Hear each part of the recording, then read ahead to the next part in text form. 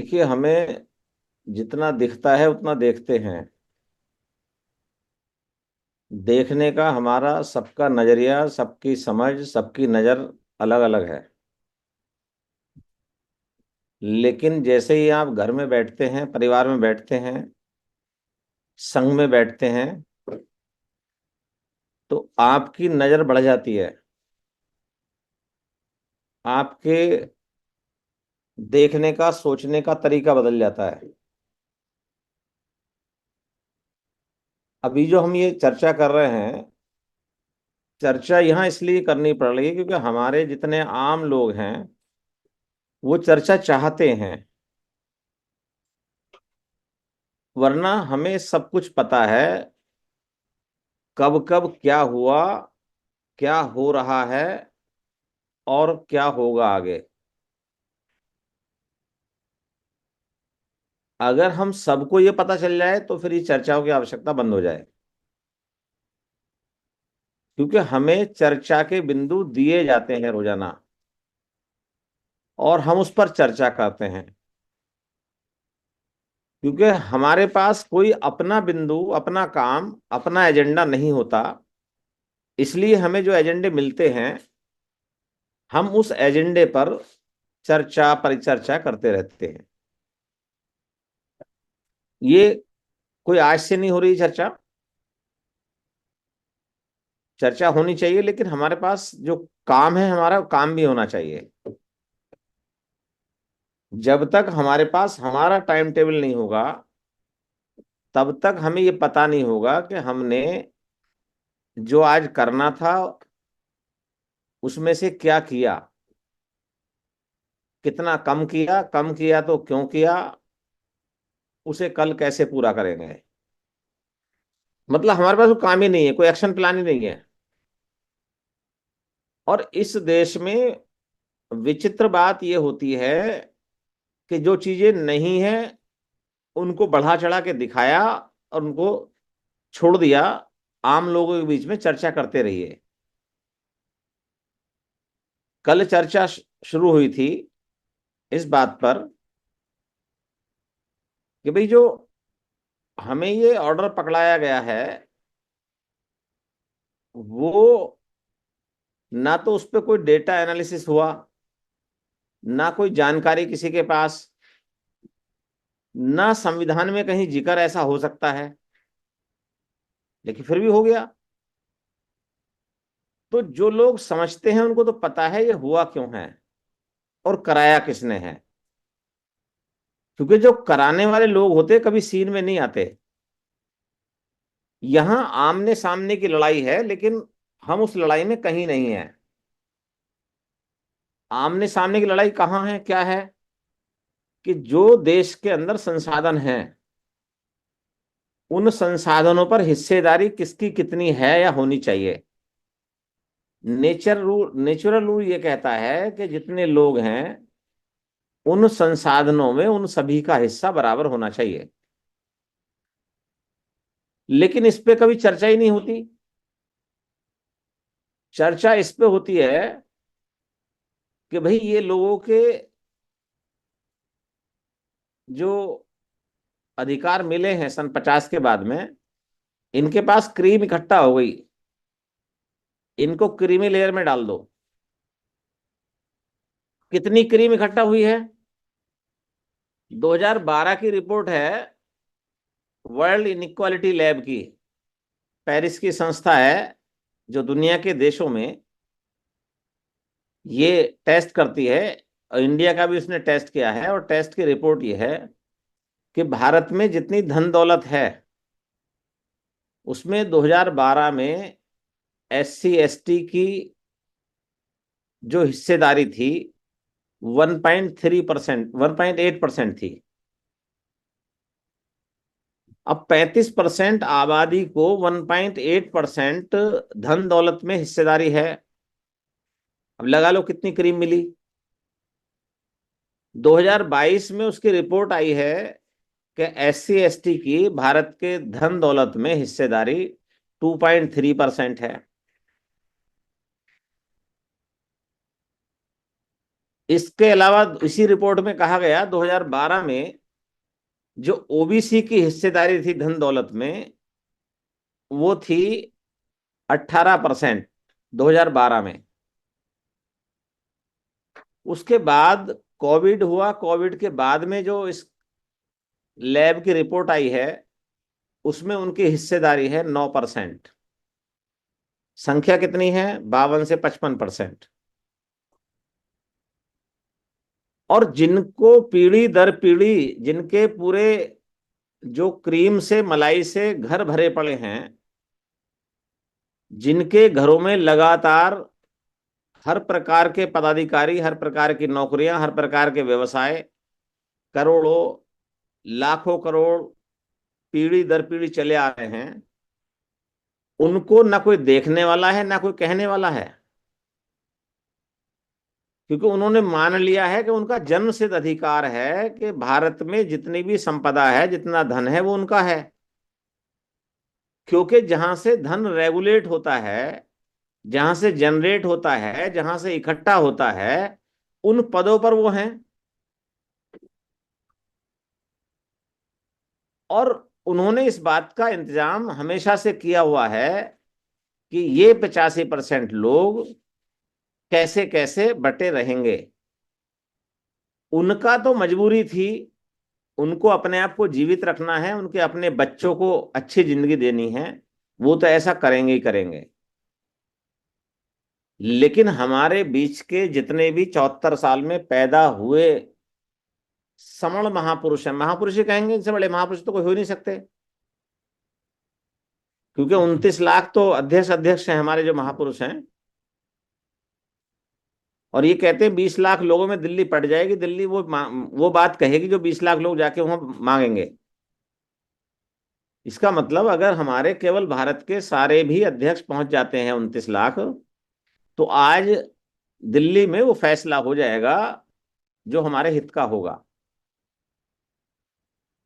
ये बात हम इनसे कह रहे हैं बहुत समय से, और 5 मई 2021 से जूम पोर्टल पर कह रहे हैं कि भाई अगर हम इकट्ठा नहीं होते हैं हम मारे जाएंगे। क्योंकि 74 साल में हम बटे हैं। हमारे महापुरुषों ने हमें इकट्ठा होना सिखाया, बाबा साहब ने संविधान में हमें इकट्ठा कर दिया। लेकिन वहां से हमारे ही महापुरुषों ने हमें बांटना शुरू कर दिया। एक जगह, दो जगह, चार जगह, 8 जगह, 16 जगह, और बांटते बांटते हमें 29 लाख जगह बांट दिया। लेकिन ये बात उनको समझ नहीं आ रही। जब भी हम बात करते हैं, पोर्टल पे बुलाते हैं, वो कहते हैं ठीक है, हाँ साहब बहुत अच्छा काम है, सबको इकट्ठा होंगे तभी कोई काम बन पाएगा। आज 4 घंटे मगजमारी हुई, जो एमपी सिंह सर बता रहे थे। हर एक आदमी कह रहा हमें इकट्ठा हुए बगैर कुछ काम नहीं बनेगा। लेकिन उनके पास इकट्ठा होने का कोई प्रोग्राम नहीं था। तो जब हमें इकट्ठा ही होना है, तो इसमें हम क्यों पीएचडी कर रहे हैं? इसमें किस चीज का इंतजार कर रहे हैं? जब हमारे पास ये गारंटी है हमें इस बात की कि भाई हम अगर 51% इकट्ठा हो जाते हैं तो ये बीमारी खत्म हो जाएंगी। हमारे खिलाफ जितने भी कानून बनते हैं, जितने भी नियम बनते हैं, वो बनने ही बंद हो जाएंगे। हम जो सुबह से शाम तक एनालिसिस कर रहे हैं, ऐसा कर दिया, ऐसा होना नहीं चाहिए था, संविधान में लिखा ही नहीं है, संविधान के विरोध में किया गया है, हम उस पर चर्चा कर रहे हैं। लेकिन हमारे पास आज क्या तरीका है, क्या रास्ता है जो ये हो गया, पहले तो ये सब खत्म हो जाए। दूसरा, जो आगे होने वाला उसके होने की आवश्यकता ना पड़े। तो इसके लिए क्योंकि ये तो मजबूरी बन गया, अब इसलिए किया गया है क्योंकि इस देश में कुछ समय से जाति जनगणना की मांग उठी है। अब जाति जनगणना की मांग उठी है, किसी एक आध स्टेट ने अपने यहाँ गणना कराई भी है, उसके परिणाम भी जारी किए हैं, वो अलग बात है, उसको आगे रोक दिया गया। अगर ये गणना होती है तो गणना में ये सारे लोग एक साथ इकट्ठा हो जाएंगे, इनको इनकी अपनी संख्या पता चल जाएगी। अभी तो हम ही कह रहे हैं फिर ऑथेंटिक रूप से पता चल जाएगी। इससे पहले कि ये मांग और उठे या जनगणना कराई जाए भारत में, उससे पहले इनको और बांट दो। कैसे बांट दो? इनको ज्यादा हिस्सा मिल गया है, अब इनको नहीं मिलना चाहिए। जिनको हिस्सा नहीं मिला अब उनको मिलेगा। अरे भाई, होगा तो मिलेगा ना। या जो देने वाले हैं इस वक्त, उनकी नीयत में होगा देने का, तब तो देंगे ना वो। लेकिन हम भी इतने ढीठ हैं, हम मांगने से बाज नहीं आते, रोज मांगते हैं। हमें ये नहीं मिला, हमें ये नहीं मिला, हमें ये नहीं मिला। जबकि हमें मांगना नहीं है, हमें क्या करना है, इकट्ठा होना है। ये गारंटी है इस देश के संविधान की कि अगर हम इकट्ठा होते हैं तो हम देंगे, हम तय करेंगे किसको क्या देना है। और हमारे सबके अंदर जो डीएनए में न्याय है, हम इक्वालिटी के मानने वाले लोग हैं। और हम देंगे तो बराबरी से देंगे, सबको देंगे। लेकिन कुछ लोग कहते हैं साहब ये तो ख्याली पुलाव हैं, ये इस देश में हो ही नहीं सकता। हुआ ही नहीं कभी इकट्ठा हो जाएं। अरे भाई, जो कभी नहीं हुआ तो हमारे महापुरुषों ने उस काम को किया क्यों? तो या तो वो बेवकूफ थे या हम बेवकूफ हैं 74 साल में जो पैदा हुए हैं। वो तो बेवकूफ नहीं हो सकते क्योंकि उन्होंने परिणाम दे के गए हैं। हमने अपने जीवन स्तर में जो भी सुधार किया है, जो भी हमें मिला है, उनके कर्मों से मिला है। इसलिए ये तो गारंटी है कि वो बेवकूफ नहीं थे। हम बेवकूफ हैं। हम कुछ ना कुछ अंदर से चाह रहे हैं, मुझे ये मिले, मुझे ये मिले, मुझे ये मिले, मेरे भाई को कुछ ना मिले। हम चर्चा कर रहे हैं 15% रिजर्वेशन मिलता था, वो मिल रहा है, मिलेगा। आपको नहीं मिलेगा, आपके भाइयों को मिलेगा। उन्होंने कम थोड़ा ही कर दिया। हम यहाँ स्कीम बना रहे हैं बैठ के हर जिले में, साहब अब तुम ज्ञापन देंगे, धरना देंगे, एजिटेशन करेंगे। किसके खिलाफ करोगे? 2018 जैसा फिर इतिहास दोहराएंगे? कैसे दोहरा लोगे? 18 में आपके 15% लोग जो थे वो प्रेजेंट थे सड़कों पर। अब कितने परसेंट लोग आएंगे? तो जो वो चाहते हैं उस काम को हम कर रहे हैं रोजाना। तो ये तय कर लें कि हमें उनका काम करना है या अपना काम करना है।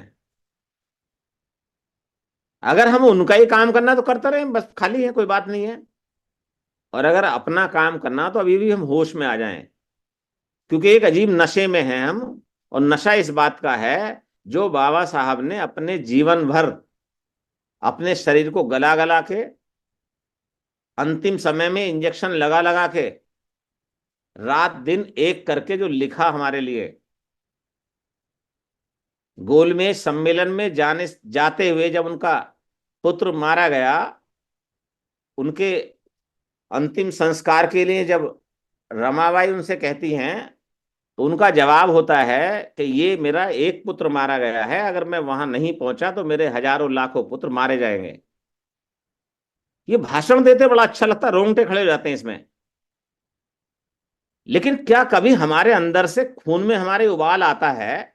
हमारा एक बाप मारा गया, पूरी जिंदगी लड़ते लड़ते, उसने एक भी विचार इस बात का नहीं रखा कि हमें किसी को एजिटेशन देना, किसी को ये करना है। बस वो काम करता चला गया और उसने लिख के लिपिबद्ध रूप से उस समय में, जिस समय हमारी बात सुनी नहीं जाती थी, उस समय तर्क करके हर उस अधिकार को गारंटी के साथ लिखा, दिया, जिसको देने की इच्छा शक्ति कभी नहीं थी। दिया या लिया। तो आज हम वो तर्क कर रहे हैं लगातार बैठ के यहां पर, सब जगह पर तर्क ये कर रहे हैं, भी गलती कर कौन रहा है?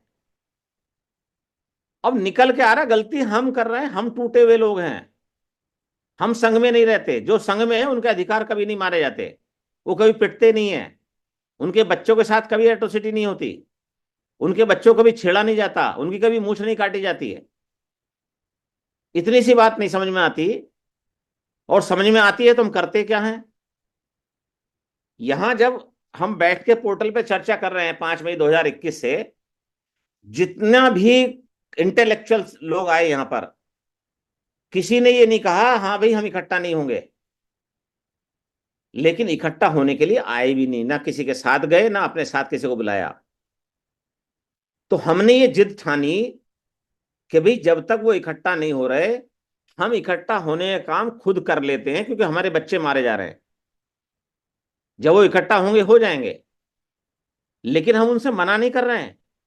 हम उनसे कह रहे हैं भाई इकट्ठा हो जाओ, तो हमारी समस्याएं का समाधान हो जाएगा। तो वो जब होंगे हो जाएंगे, मना तो कभी करते नहीं हैं, लेकिन उनको नेतागिरी करने का शौक है।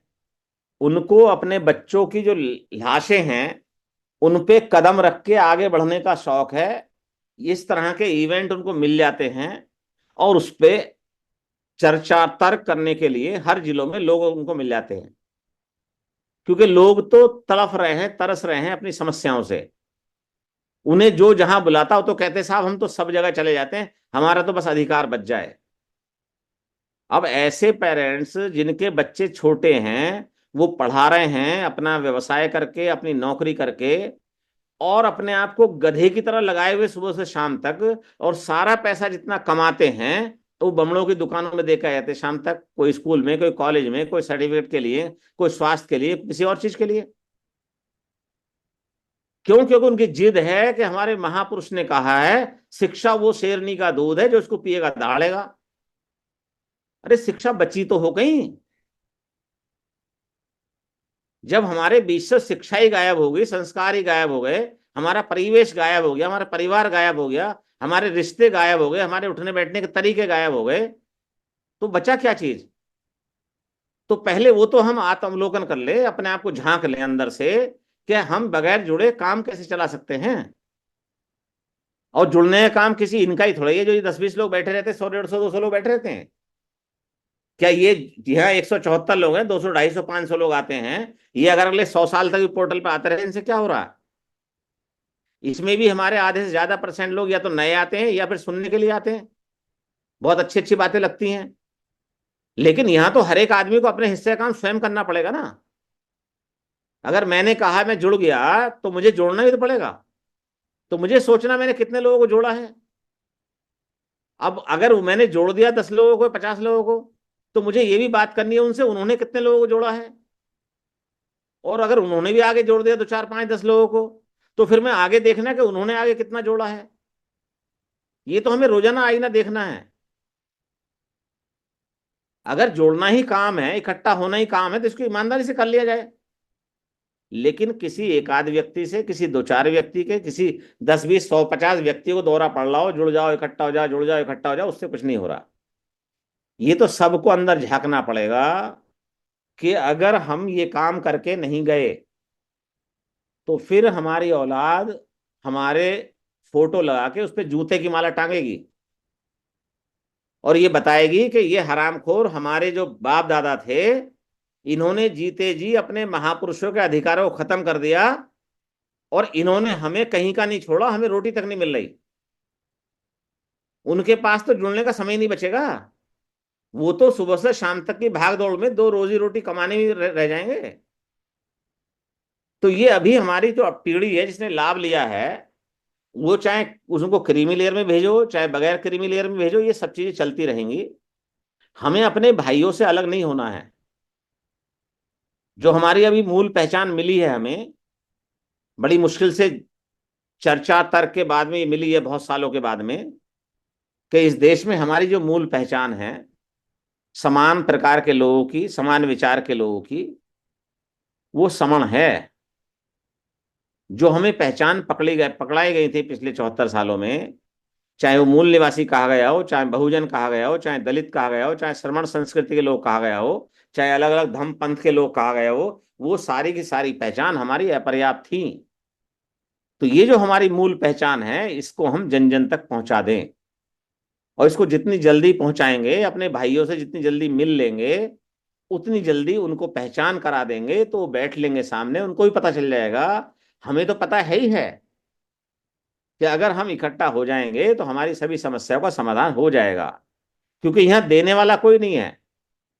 बाबा साहब ने लिख के दिया इस बात को, ये संविधान एक नियमों का पुलिंदा है। इसको चलाने वाले जैसे लोग होंगे वैसा इसका परिणाम आएगा। अब वैसा ही परिणाम आ रहा है। तो जब उन्होंने लिख के दिया है तो इसको चलाने वाले लोग अभी कौन से हैं? तो लोग अभी समझ तो है नहीं, क्योंकि वो जिस विचार पर संविधान चल रहा है अभी वो दूसरे विचार विचार है उस पर चल रहा है, तो वैसा ही परिणाम दे रहा है। अगर वो समण सभ्यता, समण लोगों के विचार पे संविधान चलता तो पहले 20 साल के अंदर भारत में पूरी तरह से इक्वालिटी, शांति स्थापित हो चुकी होती। सब लोग अपने हिस्से का खाना खा रहे होते, सब लोगों के साथ जो है वो न्याय हो रहा होता। लेकिन ऐसा नहीं हो रहा, क्योंकि जो चलाने की जिम्मेदारी है उसको वो ऐसे हाथों में है जिनका कैरेक्टर न्यायवादी नहीं रहा है। तो अगर हम उनसे उम्मीद करें, उस पर चर्चा करें, उन्हें बताएं, उन्हें दोबारा से मांगे, कोई हमारा था, कोई तुम्हारा था, कोई ये था, कोई वो था, तो हर आदमी जहां जहां व्यक्ति के रूप में है, लोग प्रभाव में आ रहे हैं, लोग बिक रहे हैं, लोग टूट रहे हैं, तो उनको छोड़िए।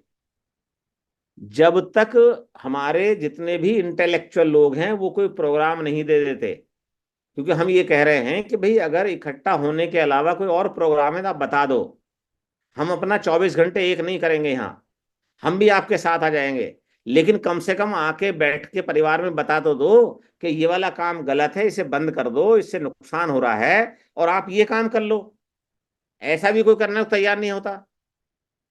तो इसलिए हम आम लोगों में जो जिद बैठी है, ठान लिया हमने कि जब तक हम जुड़ेंगे नहीं तब तक जीतेंगे नहीं, और जब जुड़ जाएंगे तो जीत जाएंगे। अगर आज जुड़ जाएंगे तो आज ही जीत जाएंगे। लेकिन ये जो जिद है ये कुछ लोगों की है। जब तक ये सब लोगों की जिद नहीं होगी तब तक हमें कोई परिणाम हासिल नहीं होगा, और ये परिणाम भी कोई 10-5 साल में हासिल नहीं होते। कभी हम सोचें कि अपने जीते जी 2-4-5 साल में हम क्रांति करके मरेंगे, तो ये भी असंभव है। हाँ, अगर कोई विचार दे के हम मर गए, उस विचार पे काम चलता रहे, क्योंकि ये वो विचार है जिस विचार पर आज तक कोई क्वेश्चन नहीं उठा है। क्यों? क्योंकि हम रोज तर्क करते हैं कि हम कोई गलती कर रहे हैं तो सुधारते हैं रोजाना। हम उतने ही नियम बनाते हैं जितने हमें अच्छे लगते हैं, मान सकते हैं उन्हें। हम केवल अपने लिए नियम बनाते, दुनिया के लिए नहीं बनाते। हम हर महीने की 1 तारीख को बैठ के तय करते हैं हमारे कौन से नियम अच्छे थे, कितने काम हुए, अब हमें कौन से नियम की आवश्यकता है जो हम मान सकते हैं, जिन्हें मानना पड़ेगा। क्योंकि अगर हम नियम नहीं मानेंगे तो एक ऐसी भीड़ के रूप में अपना जीवन यापन करके चले जाएंगे जिसकी गिनती कभी कहीं नहीं होने वाली है। क्योंकि नियम अगर मानेंगे तो संघ का नियम है संगादि से सबसे ऊपर। जब तक ये हमारे दिल दिमाग में नहीं बसेगा कि संघ का जो आदेश है, संघ का जो नियम है हमें मानना है, तब तक हम किसी की नहीं मान सकते। तो ये जो तर्क चल रहे हैं, ये चर्चा चलती रहेगी, रोजाना चलेगी। लेकिन हमें ये देखना है कि हम तलवार की नोक पे चल रहे हैं इस वक्त। अगर हम किसी भी प्रकार का कोई भी एजिटेशन खड़ा करने की कोशिश करते हैं, सोचते हैं, तो हम अपने पूरे के पूरे बाकी भाइयों को बांट देते हैं, जो कि जिन्होंने फैसला दिया है, ये जो ऐसा चाहते हैं, उनकी मंशा को हम पूरा करते हैं। और अगर हम उनके पास जाते हैं, बैठते हैं, क्योंकि अधिकार नहीं मिल रहा है वैसे भी, हमें तो बहुत पहले से पता है ना, जब से प्राइवेटाइजेशन भारत में लागू हो गया है तब से नौकरियां खत्म हो गई। जो नौकरियां बची हुई हैं वो मुंह देख के दी जा रही हैं। तो इसलिए जब है ही नहीं तो मिलेंगी कहां से? लेकिन एक ये लॉलीपॉप दिया गया कि भाई आपको ज्यादा मिल गई, इनको मिली नहीं इसलिए इनको दे दी जाएंगी। अरे वो भी तो हमारे भाई हैं, देखो दिखाओ उन्हें, दे दो, हम भी तैयार है उसके लिए। तो इसमें इसमें कहां समस्या आ रही है? लेकिन जिसकी नियत देने की है नहीं, देगा क्या वो? हमें हमें लड़ाने के लिए, हमें तोड़ने के लिए, हमें बांटने के लिए बहुत सारी चीजें रोजाना दी जाती हैं। ये हमारे ऊपर है कि हम उसमें लगे रहें, या अपना मूल काम जो जोड़ने जुड़ने का है इस पे रोजाना काम करें, या हमारी जो पहचान हमें मिली है वो हम अपने सभी समूहों तक पहुंचा दें। रोजाना प्रयास करें इसका, अपने हिस्से का काम करें, क्योंकि हमारे हिस्से का काम हमें ही करना पड़ेगा। यहाँ सुझाव की आवश्यकता नहीं है। संघ में सुझाव तब इंपॉर्टेंट है जब उस सुझाव पे आप काम करोगे। ऐसा नहीं हो सकता आप यहाँ सुझाव दो हैंड रेस करके और काम करने के लिए दूसरा आएगा। ये ना पहले हुआ था ना आगे होगा। क्योंकि जो सुझाव देता है उसके मन में विजन होता है, उसमें काम करने की लालसा होती है, उसके पास काम करने का लेआउट होता है। तो आप सुझाव दीजिए। यहाँ तो अच्छी बात यह है आपको बहुत सारे लोग मिल जाते हैं उस पर काम करने वाले। बात को रखिए। तो यहाँ जितने साथी भी काम कर रहे हैं, बात कर रहे हैं, जुड़े हुए हैं, तर्क करते रहें, चर्चा करें, जहां बैठे वहां पहुंचे। लेकिन इस बात का विशेष ध्यान रखें कि जो दूसरे चाहते हैं क्या वो हम उसे कर तो नहीं रहे हैं। क्या हमारे पास अपना कोई एक्शन प्लान है? पहली बार हम अपने एक्शन प्लान पर काम कर रहे हैं इस देश में। वरना हम 74 साल में जो दूसरे हमें रोज होमवर्क देते थे उस पर काम करते थे शाम तक। और यहां तक काम कर रहे हैं अब तो हम सोशल मीडिया के युग में ना लिख रहे हैं ना पढ़ रहे हैं, जो आता है उसे आगे भेज दे रहे हैं। लिखने वाला भी कोई और है। इसका मतलब हमारी लिखने की आदत खत्म, पढ़ने की आदत खत्म। हमने वीडियो देखे, उल्टे सीधे समाचार देखे, कहीं से रील देखी, उस पर अपना परसेप्शन बनाया, वो सूचना सही थी गलत थी वो आगे बढ़ा दी। तो हमारा सब कुछ खत्म कर दिया गया है। तो फिर हमारी जिम्मेदारी ना, हमने बचाया क्यों नहीं?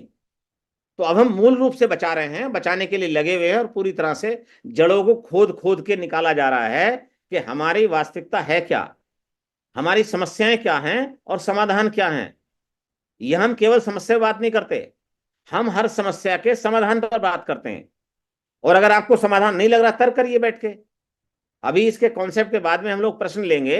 अगर आपको लगता है समाधान नहीं है तो बताइए समाधान क्या है, उस पर काम करेंगे। लेकिन आपको बताना पड़ेगा, आपको काम करना पड़ेगा अपने हिस्से का। अगर हमने ये काम नहीं किया तो बहुत देर हो जाएगी। अब इसको खत्म कर दें कि हम अपना कहीं भी बैठे उठे गए, हमने कुछ सुझाव दिए और घर को आ गए। सुझाव से काम चलने वाला नहीं है। अपना एक्शन प्लान लेके जाइए। हमारे पास बहुत काम है। हमारे पास सबसे पहला काम है, हमारे जो समण संघ के अंदर जो हमारी पहचान है, मैं समण हूं, इसके पोस्टर बैनर हैं। मैं समण हूं कैंपेन का जो हमारा समण ग्रंथ है, जो 12 रुपए में छप के बैठा है, उसको दीजिए, गिफ्ट करिए, उनको बताइए। हमारे जो एक फॉर्म है भरा जा रहा है, जो डिक्लेरेशन है, हम अब देख रहे हैं हमारे कितने साथी जो हैं डिक्लेयर कर चुके हैं अपने आप को मैं समण हूं। उसको लेके जाइए, लोगों से बात करिए। अगर वो समण हैं, इस बात को डिक्लेयर करते हैं, तो उनसे फॉर्म भरवाइए। वो कहते हैं हम समण नहीं है, उनसे जानकारी करिए फिर क्या है। तो ये काम सबको करना है और ये रोजाना करना है, किसी एक दिन का काम नहीं है। अगर इसको हम रोजाना काम नहीं करेंगे तो बहुत देर हो जाएगी। और ये काम हम करेंगे तो हमारे परिवार में बच्चे करेंगे, बच्चे भी जुड़ेंगे, क्योंकि हम संघ में परिवार सहित जुड़ते हैं। हम ये खाली नेतारी करने के लिए, भाषण देने के लिए नहीं जुड़ते। हमारे पूरे के पूरे परिवार लगे हुए हैं। तो जब सब हमने परिवार तहित अपने आप को झोंक दिया पूरी तरह से, तो हमारे लिए ये जो अंतिम अवसर है मिला है हमें संघ के माध्यम से, क्योंकि संघ ने हमें आदेश दिया है, संघ ने हमें जानकारी दी है, संघ के अंदर हमें ये तमीज आई है कि हम अपने हिस्से का काम अपने आप को जोड़ लें, अपने परिवार को जोड़ लें, अपने रिश्तेदारों को जोड़ लें और उनके सहयोग में खड़े हो जाएं। समण संघ में दो काम होते हैं, सेवाएं लेना और देना। जो सेवाएं आप दे सकते दीजिए, जो सेवाएं ले सकते हैं लीजिए। इसमें कहाँ परेशानी है? अगर हमारे बीच में कोई प्रोफेसर है, उनसे जो सेवा लेना लीजिए। कोई हमारे बीच में डॉक्टर है, उनसे जो सेवा लेनी लीजिए। तो सेवाओं का जब तक हम एक्सचेंजेस नहीं करेंगे, सहयोग की भावना को 100% डेवलप नहीं करेंगे अपने अंदर, संघ के अंदर आके संघ की भावना को अपने अंदर डेवलप नहीं करेंगे, तब तक हम इस जोड़ने जोड़ने काम को ज्यादा आगे नहीं बढ़ा पाएंगे। बातें करने को बहुत सारी हैं। ये लगातार काम चल रहा है। इस लगातार काम में हम आते रहें, बात करते रहें, अपने भाइयों को लाते रहें। क्योंकि हो सकता है आपकी इंडिविजुअल बात नहीं सुनना चाहते हो, आपकी बात उनको समझ में नहीं आती हो अकेले, क्योंकि भाई की बात भाई के समझ में नहीं आती एकदम से। तो यहाँ परिवार में लेके आए, संघ में लेके आए, बात करें यहाँ पर, उनसे सवाल जवाब करें, उनके प्रश्न लें, उनके सुझाव लें, उनसे तरीके पूछें, उनके पास हो सकता कोई और अच्छी जानकारी उनसे लें। तो ये प्रयास हम सभी रोजाना करते रहें। और ये प्रयास लगातार चल रहा है, देश और दुनिया में चल रहा है। 10-12 कंट्री में चल रहा है, 25 से 30 स्टेट में चल रहा है, बहुत सारे जनपदों में, 300 से 400 जनपदों में ये काम चल रहा है। ये काम बहुत तेजी से फैल रहा है, लेकिन अंदर अंदर फैल रहा है। इसका कोई ऐसा नहीं कि परिणाम दिख जाएगा आपको आज ही। अब तो लोग कहने लगे साहब समण संघ की तरफ देख रहे हैं लोग नजरें उठा के। तो समण संघ की तरफ नजरें उठा के देखने की जरूरत नहीं है। समण संघ में तो आइए, फैसला लीजिए, काम करिए। पहले अगर हम आज ही जो है वो 10 20 50 लाख लोग कहीं बैठ सकते हैं तो बैठिए, चर्चा करिए इस बात पे। हमारे जितने भी इंटेलेक्चुअल लोग हैं उनको मजबूर करिए इस बात के लिए कि भाई तुम अकेले अकेले कब तक ज्ञान बांटते रहोगे। इस खाली ज्ञान बांटने से भाई कुछ हो रहा है। अगर आपके पास 100 इंटेलेक्चुअल लोग नहीं बैठते एक साथ तो काहे के इंटेलेक्चुअल हो आप तो खुद एक दूसरे से छुआछूत निभा रहे हो। फिर आप तो बात ही नहीं करना चाहते किसी से। जो जितना ज्यादा इंटेलेक्चुअल है, जिसके पास जितना ज्यादा ज्ञान है, वो अपने अकेले कमरे में बैठ के बांट रहा। उसको अकेले कमरे में बैठ के ज्ञान बांटने से होगा क्या? अगर हमें 100 इंटेलेक्चुअल लोग बैठ के कोई बात बताते तो बात मानेंगे हम। क्योंकि हमने कहा समण संघ का रूल है, गोल्डन रूल, संघवाद। आप संघ में बैठ के बात बताइए ना। आप अकेले कुछ भी बात को कह लेंगे, कुछ भी बोल देंगे, कौन मानेगा उसको? सुन तो सब लेंगे, ज्ञान का अर्जन भी हो जाएगा, लेकिन उससे कोई होने वाला नहीं है। क्योंकि ये ज्ञान बांटने का काम 74 साल से हर वो आदमी कर रहा है जिसने दूसरों की किताबें पढ़ ली हैं। हम तो अपनी किताबों ज्ञान भी नहीं बांट रहे, क्योंकि हमें हमारी किताबें पढ़ने नहीं दी गई। तो यहाँ ये तो चर्चा कर लेते हैं हम बैठ के कि भाई ये किताब से जो ज्ञान आया ये हमारी किताब का या किसी दूसरे किताब का है। उन्हें तो ये भी नहीं पता, उन्हें जो किताबें दी गई हैं, जो उनको मिल गई हैं, वो तो उसी किताब के ज्ञान को सर्वोपरि ज्ञान मान लेते हैं। तो इसलिए यहां बैठे, यहां तर्क करें। जितने भी इंटेलेक्चुअल लोग अपने आप को कहते हैं, पढ़े लिखे कहते हैं, सबका काम है, ये किसी एक का काम नहीं है, किसी दो का काम नहीं है, व्यक्तियों का काम नहीं है। यहां तो सबको अपनी जिंदगी लगानी पड़ेगी, खपानी पड़ेगी, तब जाके हम अपने परिवार को बचा पाएंगे। मेरे इन शब्दों में, मेरी इन बातों में किसी साथी को कोई हर्ट हुआ हो, किसी को चुभी हो, किसी को गलत लगी हो, तो मैं उसके लिए संघ से क्षमा चाहता हूं। लेकिन ये कड़वी बातें हैं, अब परेशान कर सकती हैं, लेकिन जब हम इस पर काम करेंगे, जब इसके परिणाम आएंगे तो सुखद परिणाम आएंगे। हो सकता है हमारी पीढ़ियों के लिए परिणाम आए। तो मैं अपनी बात को यहीं पर समाप्त करता हूं।